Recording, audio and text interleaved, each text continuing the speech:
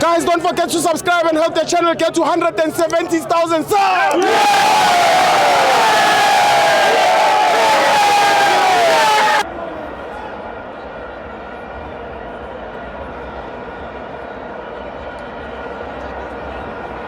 Welcome to Amabenzo to TV. It's an international friendly. Bafana 1, Ghana 0.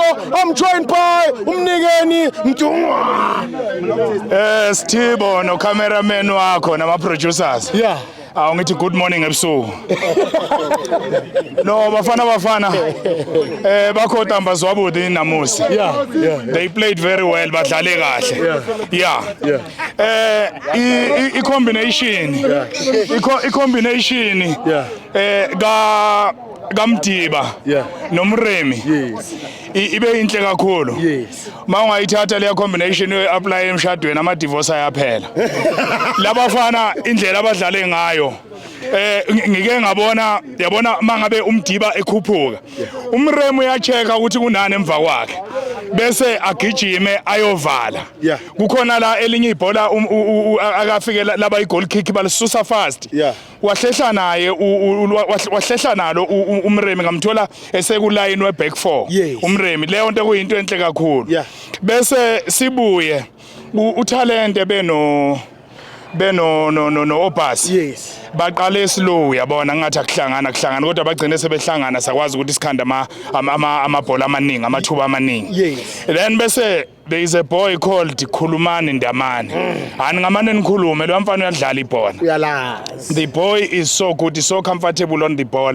he's so good with his passes, he can play, same like Matuludi. You couldn't see most of him, but if you are watching football you could see that he was trying to pass the ball into spaces, he was marking the space. So if Kaizer Chiefs is sleeping, then both Matuludi and Ndamane will end up at Orlando Pirates or Mamelodi Sundowns. That's true. So Kaizer Chiefs, please wake up. Then iside likankotha bebelivalile bebelivalile nje uze waphuma yebo yena ubumbona ukuthi umuntu othandayo ukudlala ibhola kodwa bebelivalile ibhola ilokhuzana amathuba amaningi bese uMakgopa uyamthanda noma awumthandi angazi ukuthi wenza kahle noma wenza kabi kodwa into engiyibonayo uyakwazi uyi-attacker uyi-striker center forward kodwa futhi uyakwazi ukulinka igame yonke begcine bonke sebekwazi ukuthi bedlale ngoba i-midfield bayakwazi ukuthi bemnika ibhola eyedwa uyalibamba uyabuya ezomaka masine khona siyamdinga yebo thina ngenzeka ube thina asiboni thina ukuthi wenza kahle kodwa ama-coaches Pirates and Bafana bayakwazi ukuthi bonke bayabona bayabukhona into abayibonayo enhla akayenzayo nathi sesiqala ukuthi lento akayenzayo lo mfana siyibone uSibisi he played like a captain today. We are used to an aggressive Sibisi who is committing fouls, but today he was just chilled, calm and collected. Yeah, so I like that with Sibisi. I think he is growing.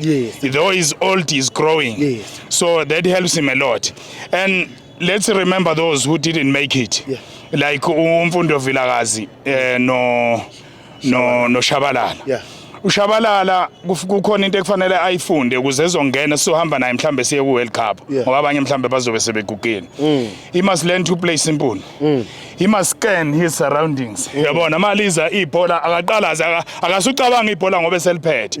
Ibhola maliza akaqalaze uzokwazi ukuthi malifika ibhola uzolisaphi. Bese Umfundo Vilakazi, he must learn to play simple. He's a star, but he's playing difficult football. We need him at the World Cup or the next Nations Cup. Age is still on his side. You always have to learn something every day. It doesn't matter how old you are. I've been in love with my wife for 28 years.